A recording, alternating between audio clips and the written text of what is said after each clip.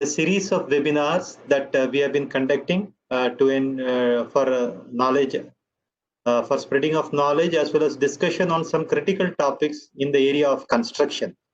So till now we have had over 100 webinars covering various areas of blended cement, concrete mix design, reinforcement detailing, smart cities. Then we had on geotechnical engineering conference was there, in which importance was being given to foundation and soil testing. And we had on sustainable concrete construction.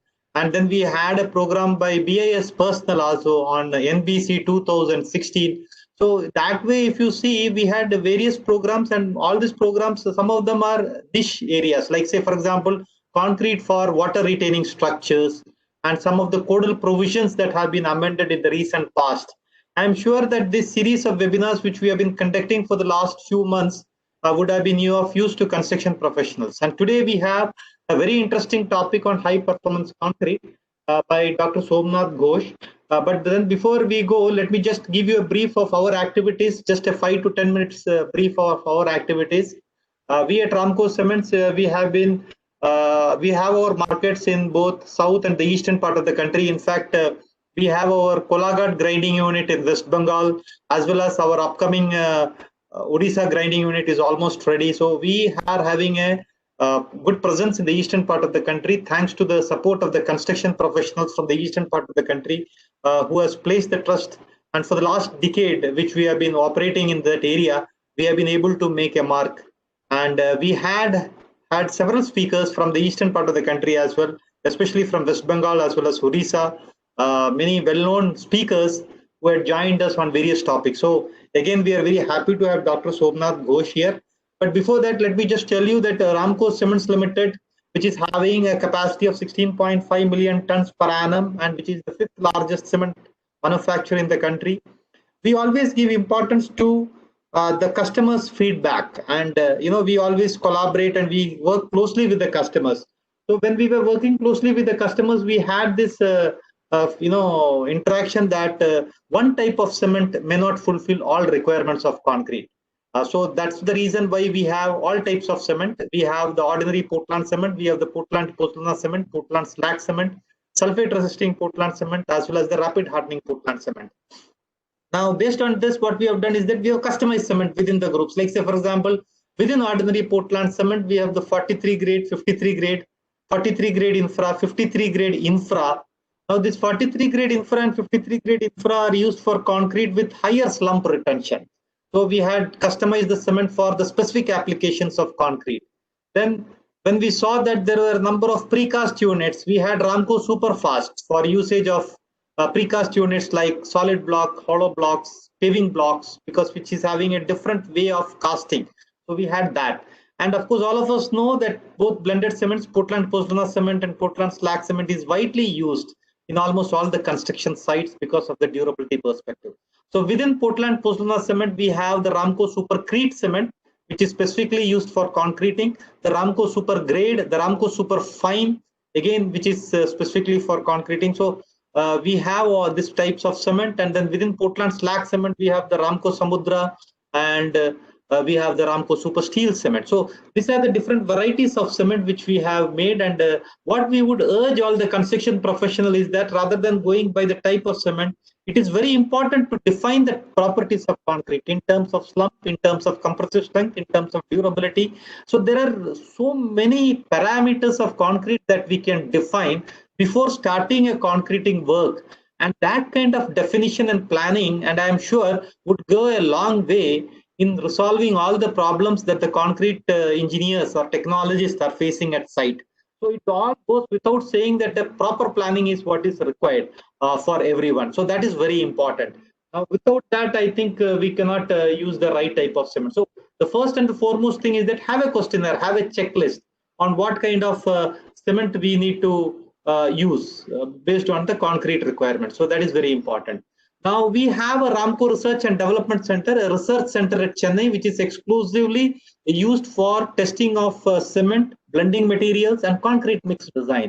So that is what we have got, and we have done number of mix designs for our various project professionals, and we have seen that various admixtures which are compatible with our cement. We have been doing admixture compatibility studies at our research center, and for various critical projects, like say for example, there could be an infrastructure bridge project, there could be a nuclear project, there could be a thermal power project. So our cement has been used in all these projects, and we have been able to give an optimum concrete mix design for all this. Now, above all this, we always give importance to the durability studies, and we have conducted various durability studies on concrete.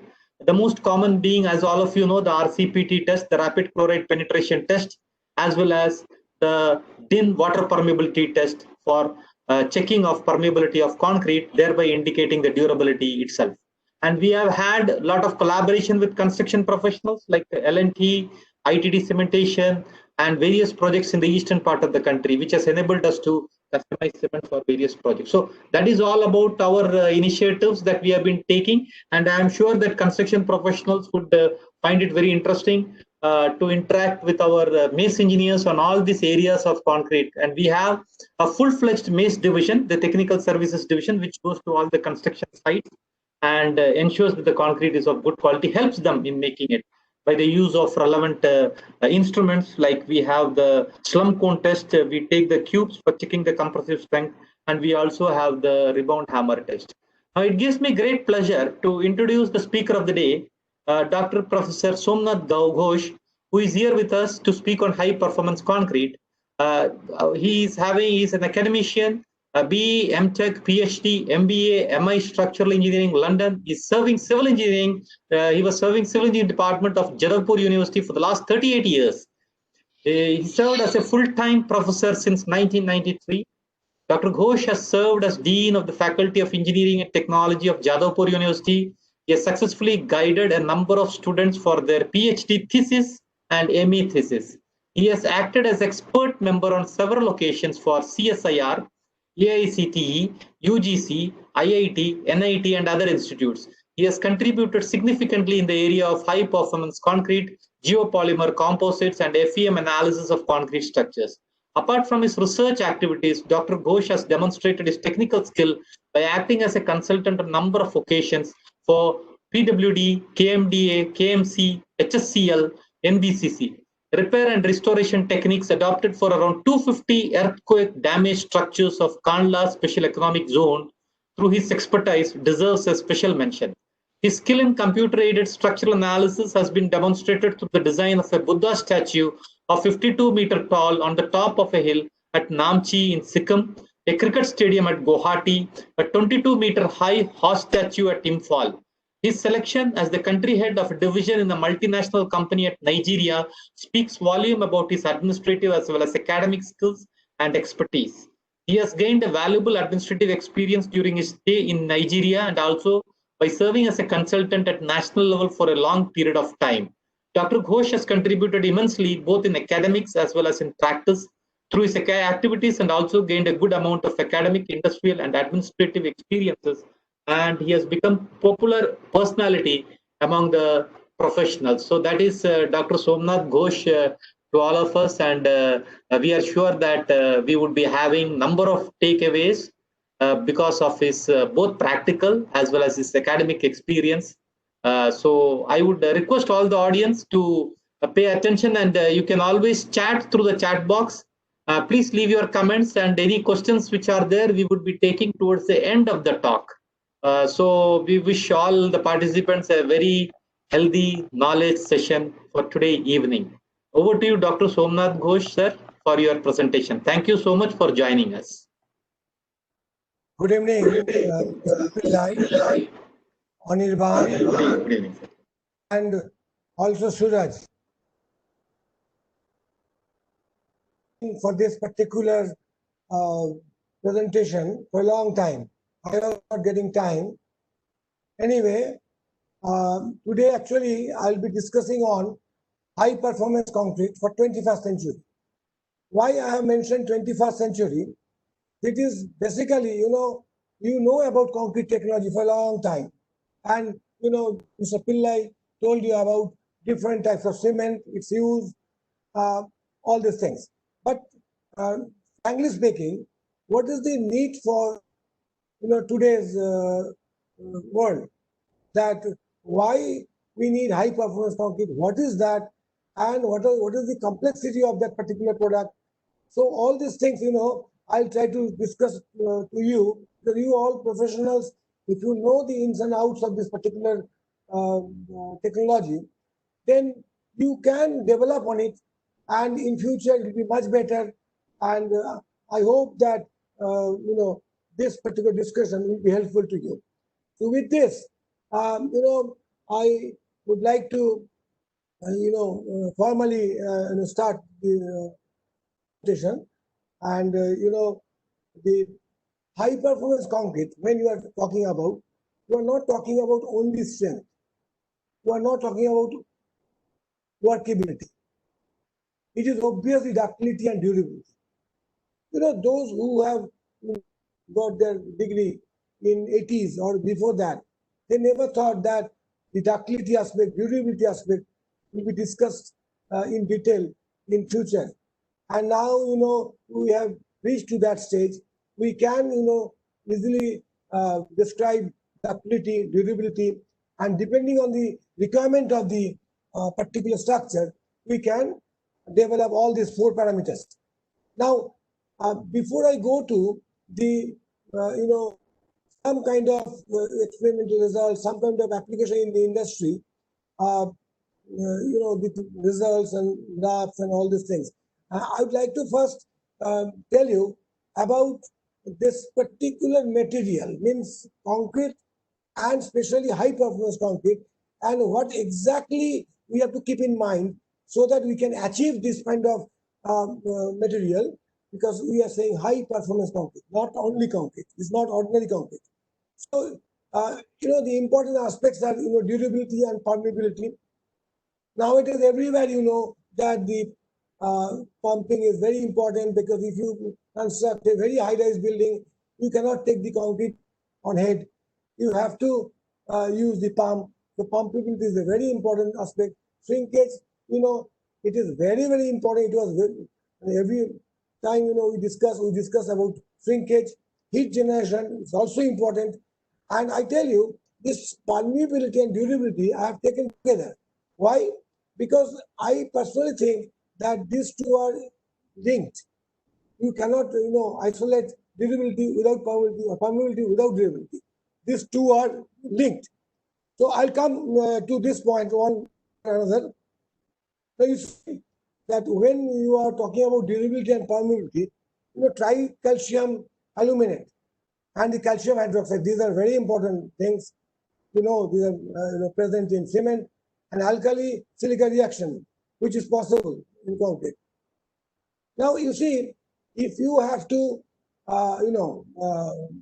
consider the possible strategies to limit the negative occurrence, whatever I told you just now, that is, you have to limit the total alkali, sodium plus potassium in cement, and you have to test the aggregates for reactivity. And you see, if you can provide excess silica, which you can get from fly ash, silica fumes, and other natural proof, then it's good, because it will consume the presence of alkali, and you will slowly you will understand that if you can eliminate alkali to some extent in concrete, in final concrete, it is always good. Now you see this, there are a few problems. The problems is that incomplete compaction, you all know, is happening, and ultimately resulting to segregation. Then micro cracks resulting from drying shrinkage, thermal stresses. Then bleeding settlement is a real problem, and the pores or capillaries and the distribution of pore and their discontinuity is also important, because that the moisture movement depends mostly on this. Now you see, this bleeding is a source of continuous and semi-continuous force, isn't it? You know it. And the process occurs on a larger scale around the coarse aggregate particles, and eventually the whole mass of the concrete settles slightly, leaving a film of water on the surface. So you all know it, but still I'm repeating, just refreshing your knowledge. Then the reduction of permeability. This is, by avoiding bleeding, you can avoid by blocking the channels after formation, you can really, it's a good thing, you can do it. And pore blocking takes place as the cement continuously to hydrate and extends the gel. The gels are formed and the pores are blocked. Now, if we totally complete the pore, that is not always I'm recommending, because I'll discuss that. But to the maximum extent, if we get the advantage out of it, we should try to minimize the pores, because this will affect the durability and this will affect the strength also. Now, this requires well cured, and the water cement ratio must be very low. So don't use high water cement ratio, because when we're talking about high performance concrete, and there is no place for high water cement ratio. Now you see, aspects is mortar in concrete consists of a massless particle saturated with water, which is trying to escape in presence of more water, lead to bleeding. We all know, the better the particle packed together, the more difficult it will be the water to pass through this mass. This is common sense. And cement, slag, fly ash, entrained air, silica fumes, right? I'm telling you, increasing order of effectiveness, right? Are good inhibitor of bleeding. Because why I'm talking about bleeding? Because bleeding is very, very important in case of high performance concrete. Silica fumes is the most effective inhibitor. It may be many times finer than cement, even it may be 10 to 15 times finer than cement particles, and it fills the space in between the cements, and small amount of are not in many situations is sufficient, but excess amount is not really required. It is costly also. Effectiveness of silica fumes is greatly reduced if it is incompletely dispersed. This is very, very important. Those who are manufacturing RMC, they should know, because high performance concrete in presence of this admixtures, pasteurizers, the RMC is the place where they can manufacture it easily. This means that silica fumes should always be used in conjunction with a super pasteurizer and a given mixing time. So you have to mix it, you have to give some time. And then the question comes, the pumpability. This is very, very important in case of high-rise building construction. To some extent, pumpability is equated to the resistance to bleeding. To some extent, not only this is the factor. Now, blockage, the pumping failure occurs when the mix segregates under pressure. Segregation of mortar occurs due to gap-graded aggregates. Bleeding of water and or segregation of cement paste may occur due to gap-graded aggregates. So you have to avoid this. Check it. Now the pumpability is best assured if all sizes of aggregates, particles, different types of aggregates are present. Not really equal. You have to go for a mixed design properly. Just I'm telling you the spirit of the mixed design. In particular, any two consecutive sizes should together retain at least 8 to 10% of the total volume of concrete for good pumpability. These are all observations, and it is not that always it will happen like that. But the high performance concrete is a mixture of many things. So I'll discuss those things one after another. I'll come. Now the shrinkage. Shrinkage is generally drying shrinkage, although further shrinkage may take place during its existence due to carbonation, and the shrinkage occurs due to the contraction of hardened cement paste when it loses water.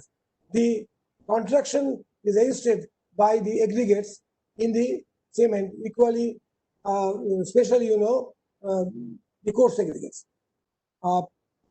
Now you see, if it is therefore to be expected that the cement, the shrinkage will be largely dependent on total amount of water, that you all know, and the elastic modulus of the aggregate, that you also all know. And of course, there's a problem in lightweight aggregate.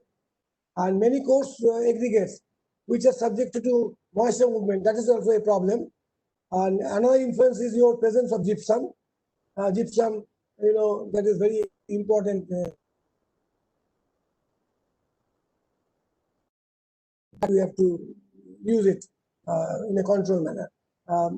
It may be noted that that the action of sinkage compensator. You heard about sinkage compensator, is it not? Is not, in fact, to directly inhibit the occurrence of drying sinkage. Rather,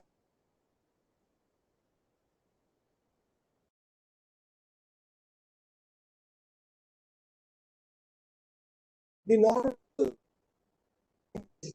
occurs when it is permitted to dry. So you can easily understand that during the fresh state, it helps a lot, the sinkage inhibitors. So the total sinkage will come down. So you can use it. Now the heat of hydration. Large masses of concrete generates substantial quantities of heat of hydration. You can always know in a dam construction, it's a huge problem. Many methods are tried to tackle this throughout the world, and that essentially heat of hydration can be reduced by reducing amount of tricalcium aluminate and tricalcium silicate present. That you also know, is common knowledge to everybody. Low heat cement produces less heat than OPC and spreads its heat generation over a longer time period to dissipate better. You can see you are taking longer time. So it should be noted that while low heat cement which you are using, normally we are using sulfate resistant cement. Okay, there are many other solutions also. You see, fly ash is also equally useful for in connection to the heat generation. You can use fly ash to reduce the heat generation, but only thing is that if you use excess, then sometimes there's a problem, right? Not sometimes. There are many reasons which today I'll try to explain because we don't have much time. But anyway, sometime I'll express in detail. So limited use of fly ash is always good. The heat generation of blended cement, like your fly ash cement or the slag cement, substantially lower peak temperature than OPC. That we all know. Now you see this. Let us come to rheology, because you have to understand this rheology in a best possible way. Now relative density, that directly I'm saying compatibility, but the segregation and bleeding, see, I have connected to stability, and the viscosity, cohesion, and internal friction, that I have connected to mobility. And if you take all this together, stability, compactability, and mobility, that is nothing but rheology of fresh concrete. It's a comparatively new term because it is not really discussed in detail in undergraduate courses. But anyway, it is coming up, very fast, and people are in every time people are using the term rheology. Now you see this rheology, the minimum stress below which no flow occurs. That you all know, is it not? And the minimum stress is called yield stress for concrete. You normally heard about the stress term for steel, but it is now concrete, and it is represented by tau zero. Say, and the equation is that tau equal to tau zero plus mu gamma, right? Indicating the cohesion of the material. Mu is a constant, right, term. It is plastic viscosity, and gamma is the rate of shear. So these are the things is relatively new to the professionals, because we are not really dealing workability in this manner. So, but you will find that slowly all these things will be included. It is already included in research to a great extent. Now, all these parameters are to be optimized to achieve the desired flow characteristics and strength properties for a particular practice. That you have to understand, all these three parameters.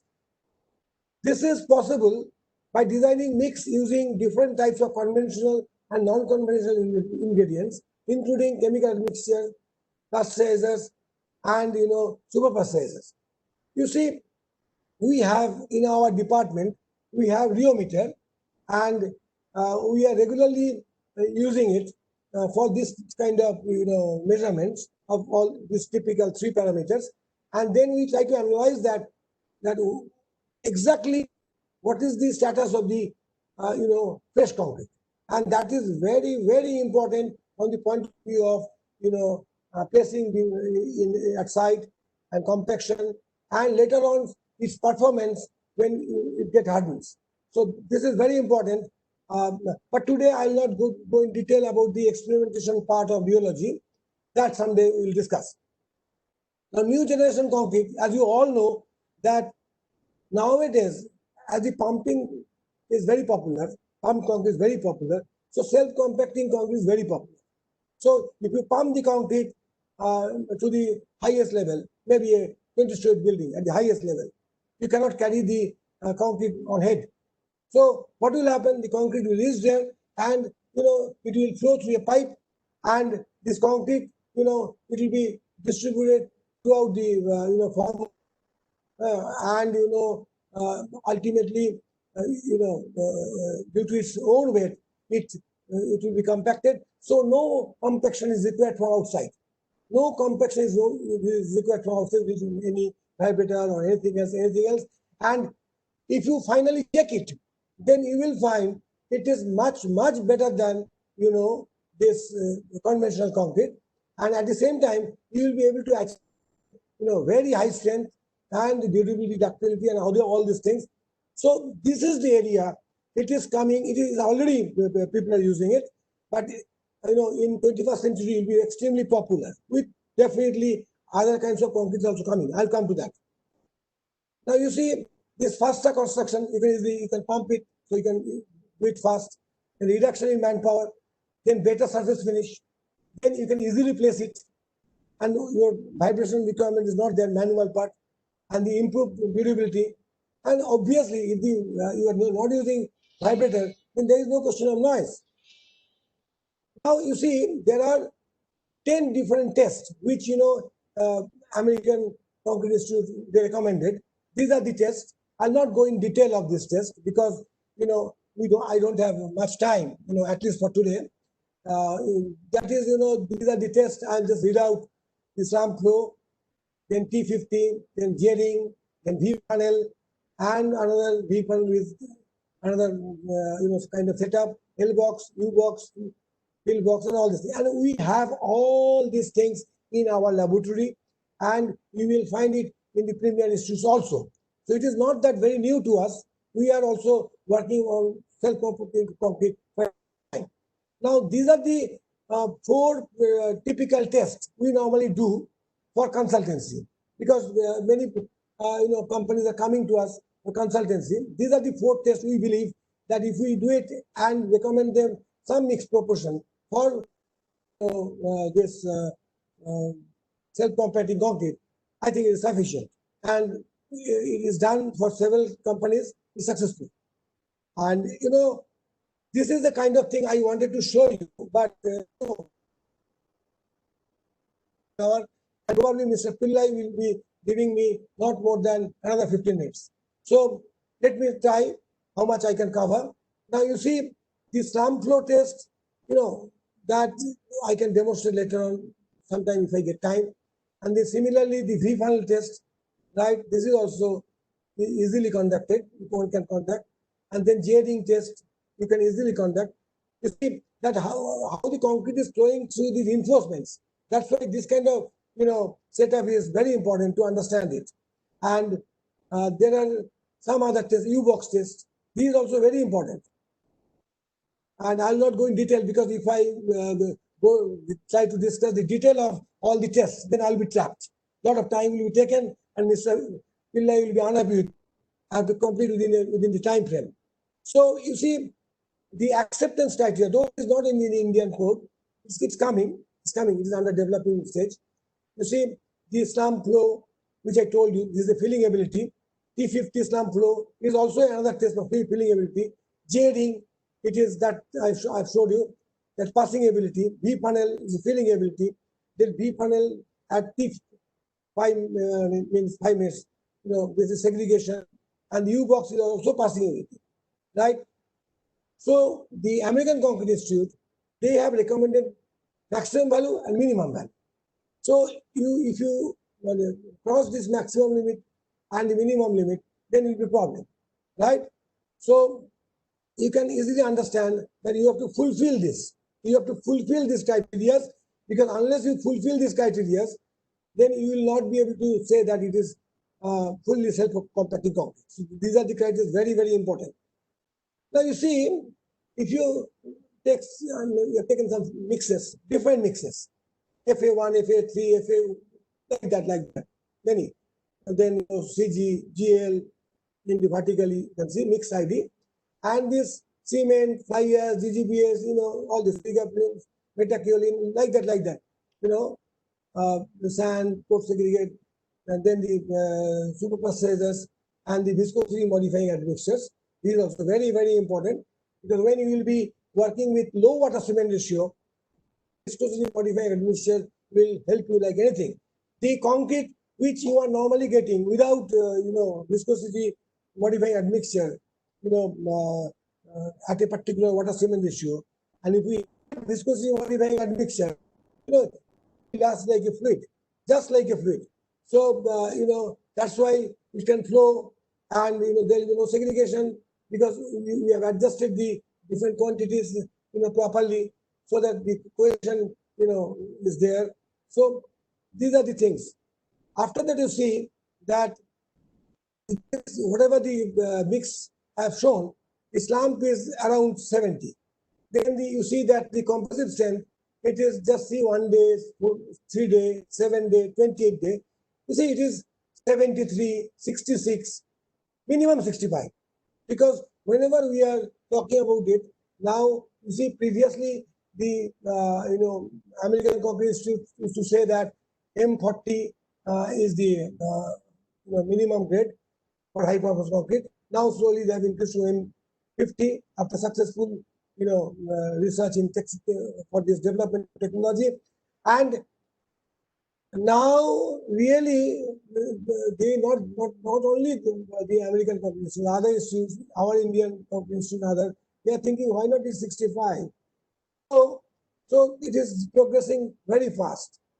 After that, you see, there is another series we have taken, and there are different types of materials, not exactly the same as the previous one. The quantities are different, and here that we got the result like this. Even up to 60, 35 to 80. So you can easily understand that just by considering different ingredients, and if you can cook it properly, then you will get the final result, whatever you want. That is not always in terms of the strength. It is the terms of workability. It is the in terms of ductility and durability. So that is now the technology has developed to that extent. And frankly speaking, when we discuss things like this, thinking that India is not at all, they have not developed. You come to Jalukhu University, group, you will get all technologies we have developed in our laboratory. And obviously, the other institutes, other premier institutes, they have also developed. You can go to them also. Now, you see that these are the, few results I thought that I'll be sharing. When I was discussing about our JU, definitely you have watched this, this data, and it is quite interesting. See, similar kind of data is there. I have compared, the self-compacting concrete with conventional concrete, So if we compare these two, then you will be able to understand there is a lot of advantage, huge advantage of self-compacting concrete. So I think that that we have understood self-compacting concrete. In ready-mix plant, they're using it. Sometimes some problems are coming.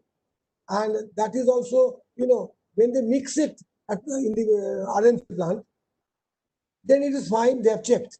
But when they're taking it to the, site, and when they're trying to put it in the container and prepare for the pumping, then they are facing some problem. The slump has reduced within this 45 minutes, 1 hour time. Sometimes there's a complaint, and of course that problem also we can solve at site by adding some other admixtures or other purchases. That is not an issue, right? So we are now successfully using self-compacting concrete throughout the country, and especially in Kolkata. You see, next comes the use of fiber in self-compacting. You know that fiber concrete, you all know. You're familiar with that. But I am talking about fiber concrete in self, when you are using fibers in self-compacting concrete, because we are talking about high performance concrete. It is one of them. The resistance to micro-cracking, if you add fiber, toughness and post-failure ductility, impact resistance, and resistance to fatigue. These are the 4 major parameters, which we should check while, going for any experimentation or recommending or whatever we do with fiber in for self-compacting concrete. Now you see this kind of different fibers we have used. We got several projects from Government of India. We have got several students with the PhD, master's degree level on fiber concrete. So we have got that technology in Jadavpur University. The steel fibers, asbestos fiber, glass fiber, all these things, carbon fiber, natural fiber, textile fiber. You see, these are the types, typical, 6 millimeter length fiber, polypropylene fiber, 12 millimeter, that's the polypropylene fiber. One of our students, a very bright student, he used this particular fiber. And, fiber geometry is important, the length, fiber type, I told you, aspect ratio, length by diameter ratio, fiber content, how much percentage, fiber orientation, because orientation is difficult control. The fiber, when you are adding to concrete, then the fiber orientation cannot be controlled. But there are methods people tried. We can orient to some extent. The mixing process is very, very important. And you see, this is a different type of concrete. Naturally, mini slump cone test and mini V funnel test is required, and also self-compacting. And that's why I have added these 2 tests.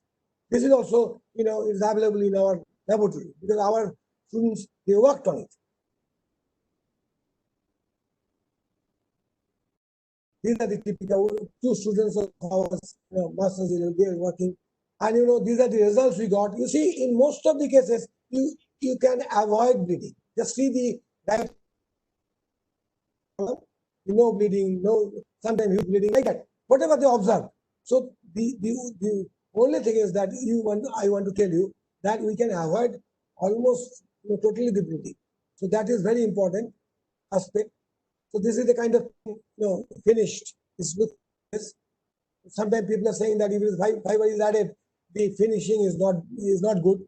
So that's why I thought that I'll show you this piece of tube. Now you see, this is the kind of thing. Just observe the mix, right? And then the water processes ratio, then those of this normal flow processes, then viscosity modulation processes, and these are the V funnel results, slump flow results, and no bleeding. That is the most important thing. So even if we use fiber, if you can cook it properly with other ingredients, so you will definitely get very good concrete. And similarly, other things also we have tried and we found not always good. So what I'm showing you, all depends on how you are cooking it. So you have got different materials, maybe 10 materials, doesn't matter. Only thing that you get, number one, the proportion is very important. And at the same time, one should have a mixed design methodology. And the mixed design methodology is not only, based on particle size distribution, this, that. No. Only sieve analysis, no. Nowadays, at least in our group, we have developed the mixed design methodology based on chemical composition.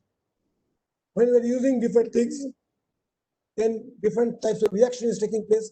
So we have got a huge XRD and other kinds of tests, the same and all these things.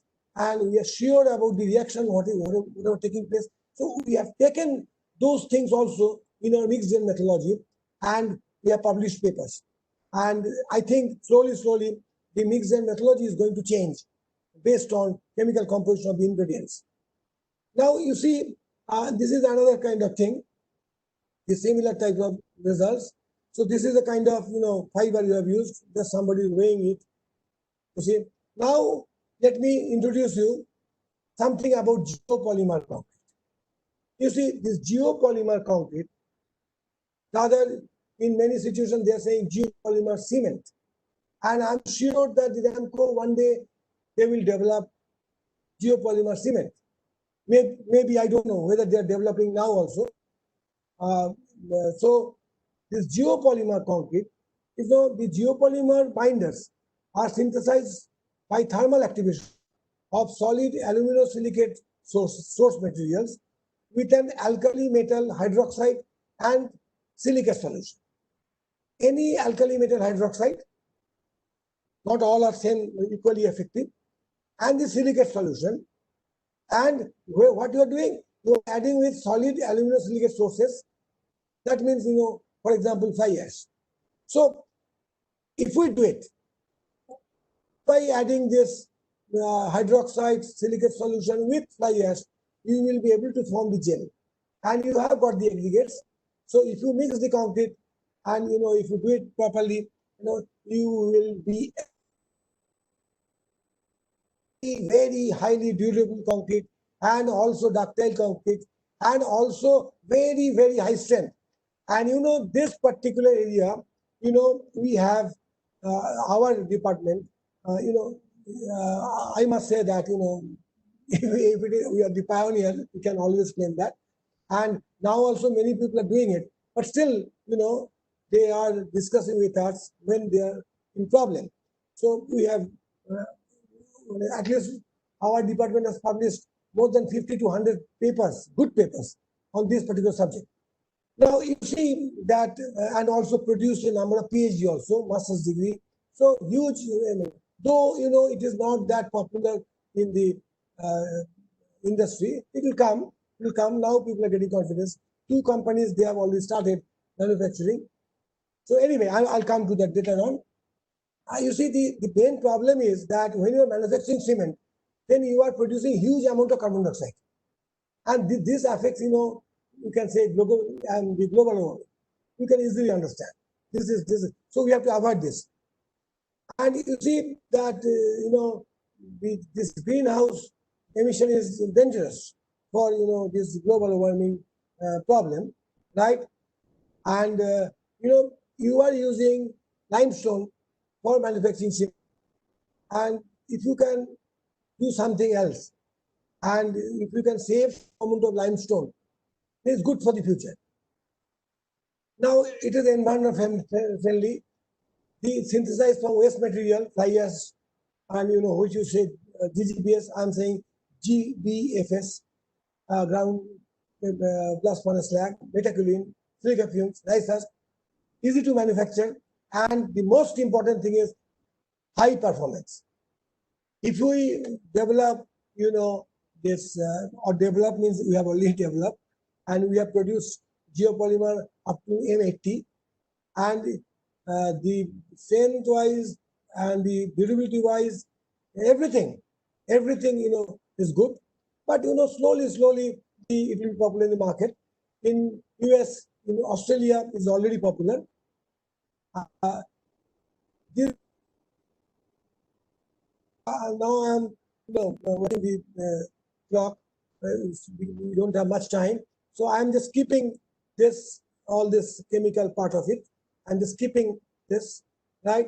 Just see this particular slide. The Portland cement, you require 1450 degrees centigrade for calcination, right? And then hydration, and then your calcium hydroxide forms, CSH gel and calcium hydroxide forms. That is about Portland cement. But if you come to geopolymer, you are not to heat so much, because just mix those things, and you have to cure under a temperature of say 50 to 100 degrees centigrade. And now also we have developed a technology where this 50 to 100-degree temperature heating is not required. We can just do it like your normal concrete, which you are doing, and you will get it. And after polycondensation, the aluminum silicate gel will form, and which is the binder? Which is the binder? And you see, just to compare the major difference, the manufacturing using your natural resources such as limestone, this, and here you are rather aluminum silicate waste material. So you are utilizing waste. This 1450, then there is no calcium stage, this is not required. Then the CO2, obviously CO2 is less. Their hydrolysis, this is polycondensation. And the curing part, you may have to go for a thermal curing, but I told you that we could avoid that particular area also, right? Because that is also very important, because that is the requirement of the industry. I personally talked to the industry people, those who are using, and they said that, okay, sir, if you can do it like our conventional concrete, then we tried and we are successful. Now you see, these are the polymeric structures. These are different things. I am not coming. Someday we'll discuss.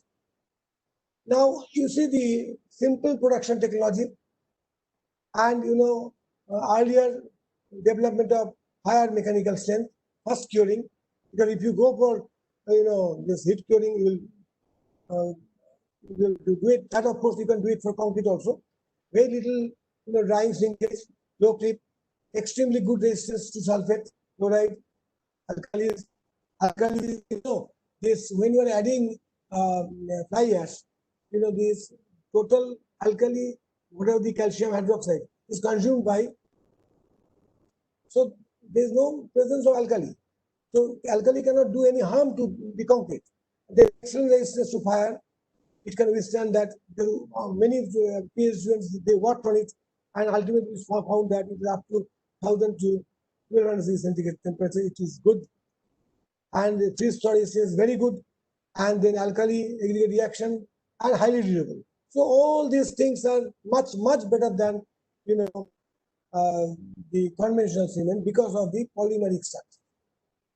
Here it is CSH gel, here it is different, and here the gel is a polymeric one.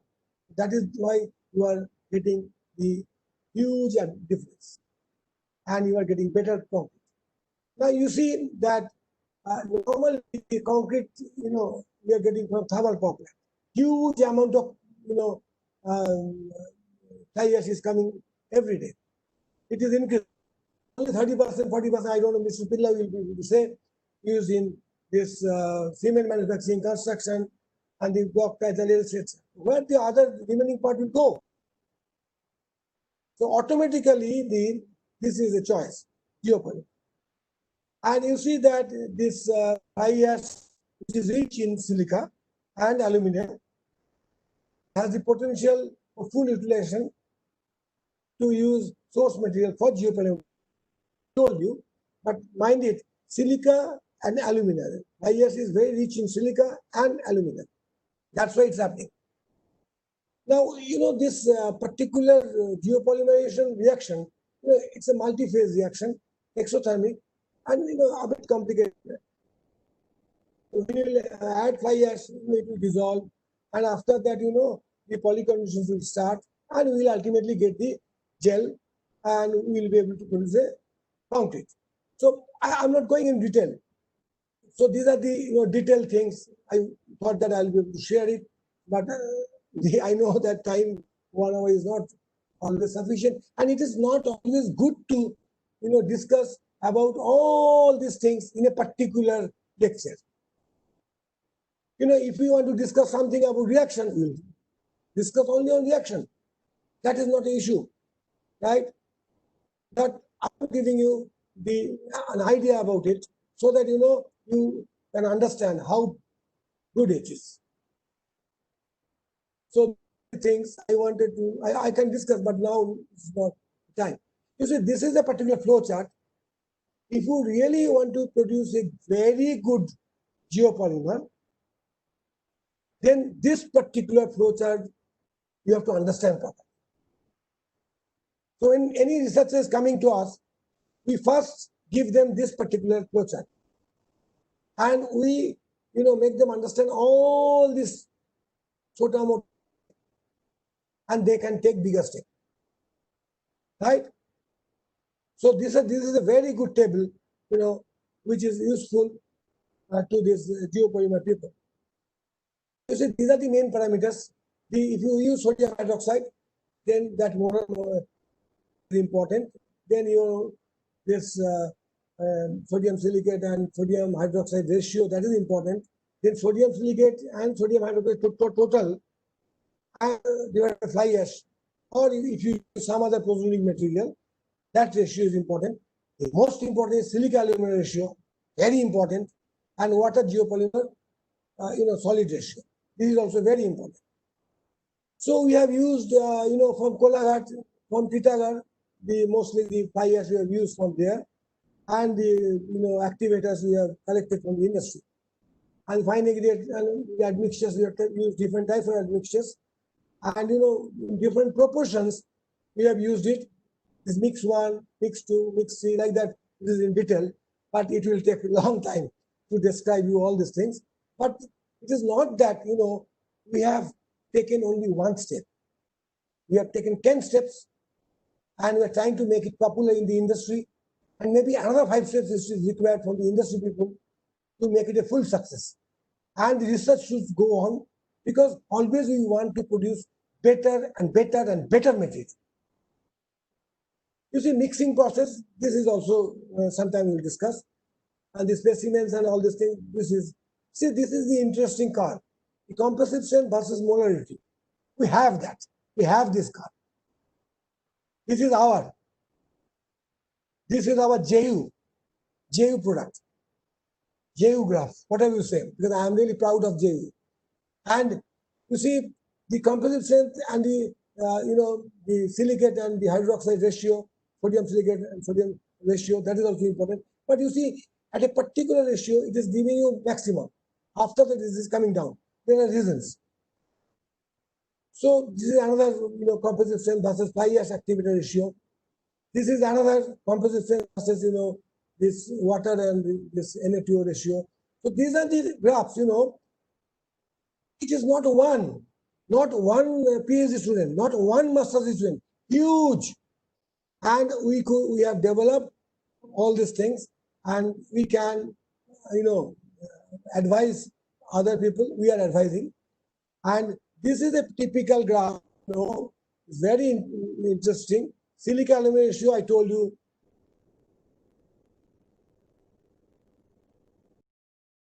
And the aluminum ratio is important, I told you.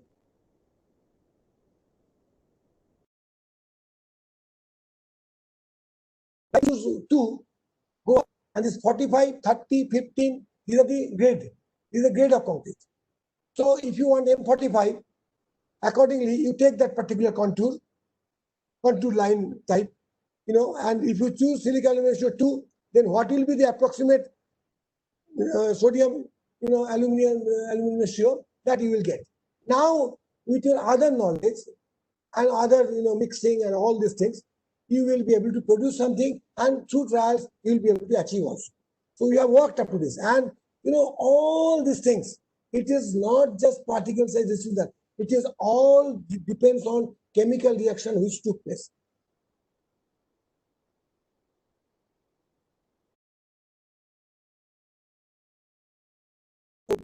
And other concrete tests. After that, we could produce this. This kind of graph, I can tell you that very rarely available. I don't know. I have not. We have developed, and we are also working in recycled aggregate concrete, fiber concrete, high performance geopolymer concrete, rheology of concrete, and bacterial concrete. In bacterial concrete, one of our colleague, Dr. Saroj Mandal, he has worked a lot, right? And these are the books I have with different persons. We have got 6 books on different types of high performance concrete, with geopolymer and all these things. These are the 2 books. Second one is fiber concrete with Pulak Munshi. First one is Ravindra Thakur. And third book is, this other one, Rabindra Thakur. And another one is Amyo Samanto, that is, finite limit analysis of, RC structure. And then, another on durability and all these aspects, then Suresh Soksom and Partho Ghosh. And, another book is there with our colleague, Santosh Das and Rabindra Thakur, that is on fiber reinforced compacting concrete. So these are about our company. This is the few researchers who were associated with our JU group. Our JU group is very strong. I must say very, very strong in the country.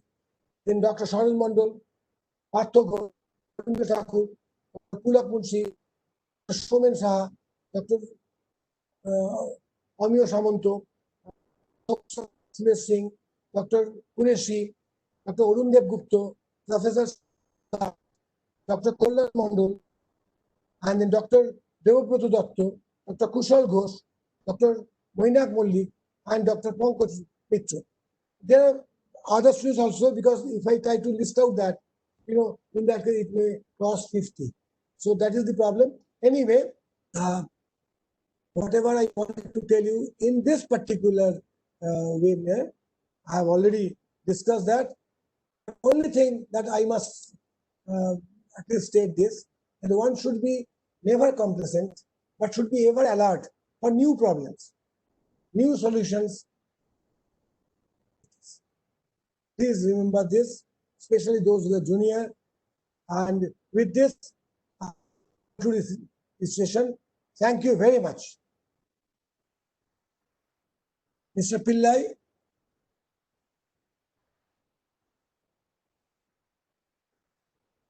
Mr. Pillai? Hello.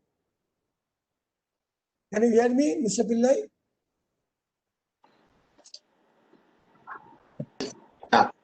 Yeah, I can hear you, sir. Please. Okay, thank you. I can't hear you. Problem is that I can't hear. No. Now you're able to hear me? Yeah, now I can hear you. Thank you so much, sir, for that wonderful presentation. In fact, it is very interesting to note that you have a group of researchers from Jadavpur University, as well as the books that you have authored. I am sure that those books which you have authored are relating to the latest developments in concrete technology, which is all the more. Just I am intervening. Yeah. The persons are not only from the University, they are in NIT also, they are in All IIT right. also, in different places. So that's wonderful. That means you. No, I have only given 10, 12. All right. But if I name 50 names, maybe 40 will be from the University. That is true. Yeah, that's really nice and very interesting to see the kind of work that yourself along with Jadavpur University have been doing in the area of concrete technology. Few questions are there. Can we take it, sir? Yeah, directly. Just tell them to ask directly. Yeah, no, the questions which are typed in the chat box, I will just read out. In self-compacting. Chat box is going. Yeah, I will tell you, sir. I will just tell you. In self-compacting concrete, Mr. Mohammed Mohammed architect Rashid wanted to say, in self-compacting concrete, we have to use aggregates of small size. So my question is, what kind of grading is required in that case? Is it uniformly graded or well graded? I think both are the same. No, uniformly well graded is okay, but we are successful with 20 millimeter downstone chips. Means the particle size is not more than that, because if you use 12 millimeter also, that also is helpful to you. But the only thing is the strength will affect. So up to 20 millimeter, no problem. And another question is, why the durability is high for self-compacting concrete? Any particular reason? Is by Mr. Arkadev Ghosh. No, this is very simple, because this compaction is very good. So naturally the density is very high, and you can easily understand if the density is very high, you are expecting higher strength. And I told you about this workability, it is flowing like water. So no vibration is required. The external vibration. And how glass and other fibers other than steel is reinforcing concrete? Their temperature coefficient and modular ratio doesn't it affect from Mrityunjay? No, it is affecting to some extent, no doubt, but even if it affects, its positive effect is more than the negative effect. So ultimately, we are successful. Okay. Another question is regarding the usage of geopolymer concrete to construct road. It has to be cured at high temperature for maximizing strength and durability properties. How can this curing be ensured at site during road construction? This thing, you can use it for prefabricated concrete, where you can, go for the oven and all this, you can do it. I told you that we are successful. We have added some amount of, slag, and ultimately, it is this heat curing is not required. It is not required. You can use it. That's why I told you, at the end. This also, I think this question also you have clarified during your presentation, but just for the sake of the thing, this question is asked, alkali is not a desirable content of concrete. Then why it's used in geopolymer concrete as binder mix? I think probably. No, this is, when you are, suppose you have got cement, when you are adding water, then, the CSH gel and calcium hydroxide forms. And when you are adding fly ash from outside, that fly ash is reaction is taking place with the calcium hydroxide, and in the secondary hydration, gel is formed. We all know. Now here what is happening? Fly ash is there, and calcium hydroxide, if we are adding, it is directly consuming the calcium hydroxide. Correct. So that consumption will happen. Consumption will happen, and if you use excess fly ash, then there will be shortage of calcium hydroxide. So you have to fix up balance it, so that. And the question is, can we use geopolymer concrete in building structures like in beam and column? No, why not? Why not? Anywhere you can use it, no problem. Only problem is that for prefabricated structure, it is to be done at the factory. So heat curing is possible, like in other countries. In our country, it is not really that possible. We are not using prefabricated. That's why I said that we are successful without heating it also. Just by adding a little bit of GGBS and some other material, we have managed. Okay. It is with us. Another question from Mr. Utplendu. What will be the mixing method in this type of concrete? If we take, should we take TAM etc. all method or Liang etc. all method? No. Method is same. Method is same as conventional concrete. Absolutely no problem. Okay. So they can use any method as long as they do the trials properly, I believe. No, in any method, I think trials has to be done effectively. Of course. When people are coming to us for a very high grade concrete, we also go for trials, and then we recommend the mixed proportion. I think even after the laboratory trials, it is very essential that they do the site trials or batching plant trials for better. Yes.